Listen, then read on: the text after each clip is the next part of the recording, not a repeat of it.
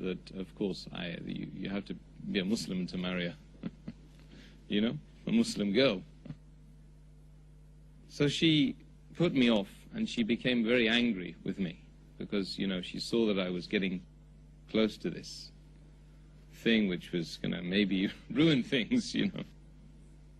So, shwaya ba shwaya, little bit by bit, reading and reading and reading, I started to look at the world outside with new glasses on.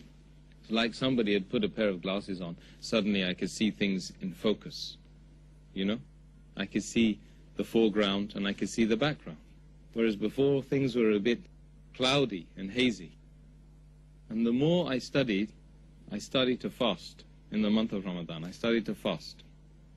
And sometimes I would go to the masjid, the small masala, and I would just join their prayers. I didn't even know what I was saying. I was just doing the motions. And after some time, this occasion happened that I was with some people one night, and I had been continually fasting and reading and making dhikr and asking Allah for help. She was getting further and further away from me. And my objective was to get closer to her. Read the books and do the fasting, so I get closer to her. And I started to see the world as a totally different place. You wouldn't believe how someone can change overnight. Like two weeks, I became somebody who just didn't know anything, as to somebody who really had some sort of confidence about why I was here. But it wasn't written on me yet. It wasn't part of YUSUF. It wasn't part of Tim. I was in London, and I was with these guys that I used to know back in the days. And then I had a terrible evening with them, because everything they did contradicted what I was doing for 2 weeks. They want to drink, they want to do all sorts. I won't even mention the things they were doing. Disreputable things. So they were contradicting me, and I was contradicting them. For the whole night, I just kept reading the book. They were just gone. I was in a room on my own. And then I went to the bathroom. I just made wudu. I just made the ghusl. I didn't know what I was doing, because I didn't know ghusl really. I just read some stuff in a book. And I became totally and utterly focused on Islam has to be the right way.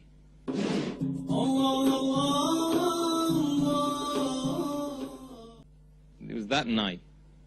In the morning I woke up early just to get away from the house, because I couldn't be with those people anymore. It was like, you know, they were dirty and there was some serious problems with them, and I need to get out of there. Something forced me out of the door. I walked up the road and I met this man, and because he had brown skin, I thought maybe he's going to know where the mosque is, you know. So, a bit ignorant at that time. I didn't realize. I thought, you know, anybody can be a Muslim. He told me there's a mosque up the road. It was Balam Mosque. I went into the mosque, and this guy grabbed hold of me, and he said, "What's going on? Well, why are you here?" I said, "Well, you know, there's something I have to do today. I mean, it's that, I didn't even know what it was called, Shahada." But I said to him, "The place out there is bad, and I know that there's a better way, and I believe that the Quran can answer my problems." So, alhamdulillah, for the grace and mercy of Allah subhanahu wa ta'ala, that was in the month of Ramadan, early in the morning. I went to there in the front and took the Shahada. And the whole masjid, loads of brothers, there must have been about 300-400 people in there, the whole of them, each and every one of them embraced me and said salams to me, and congratulations that you've found your life. And the similitude of what I've done, of what I had done, was, comparatively speaking, was like life versus death, and death versus life. Because if Allah subhanahu wa ta'ala hadn't guided me, it would have been just like death. And it's like that for 80 to 90% of the world's population, if you think about it. It's just death upon death. Each day you're just getting closer to your appointed period of death, but you're dead in the dunya, and you're going to be dead in the akhir, in the grave, and you're going to be punished in the hereafter. And you know, you've no idea the mercy and the ni'mah of Allah subhanahu wa ta'ala that He makes a person come to this deen. Alhamdulillah. Before I reverted to Islam, the truth of the matter is, I did not know what contentment was. Because contentment comes from finding yourself upon the truth. And if you're upon the truth, you will be contented. But I mean, I'm not just talking about for one day. I'm talking about no matter what happens to you, wherever you are, whomever you are with, you will have that ultimate peace and tranquility in your heart. So when I became Muslim, when I refound my beginning, my origin, the fitrah, I discovered that my depression disappeared. I discovered my reliance on alcohol at that time completely disappeared. That I didn't need anything or anyone, because I'd found that ultimate truth from within and externally. Of course, I had the brotherhood. Myself and my wife, basically we arranged the marriage ourselves, because when you revert to Islam, there's a lot of people who are not really practicing Islam. They're practicing what their forefathers were practicing, which is their culture, and it's not much to do with Islam. Because if a person, as you know, one of the conditions of sadaqah, one of the groups of people that it is paid to, is it's paid to the reverts. It's paid to the converts or the reverts, whichever phrase you prefer. And this is why. Because Allah subhanahu wa ta'ala, in His infinite wisdom and mercy, He recognizes the need to support those people who are in the most needy categories. And the needy categories, one of them is when you come into the path of Allah, you need as much support as you can. Why? Because the shaitan is attacking you left, right and center. Is now trying to knock you off the path. And he uses some of the Muslims, some of the non-Muslims, all of the enemies of Allah, they come and they start attacking you. He uses the family, sometimes he even uses your own family. The first 2-3 years of marriage were tough.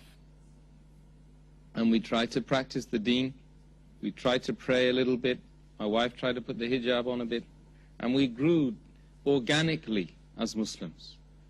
Because you have to remember, of course, the Quran was revealed over 23 years. It didn't just come overnight and everybody just sat on it and just said, hey, we believe in it and we're going to do.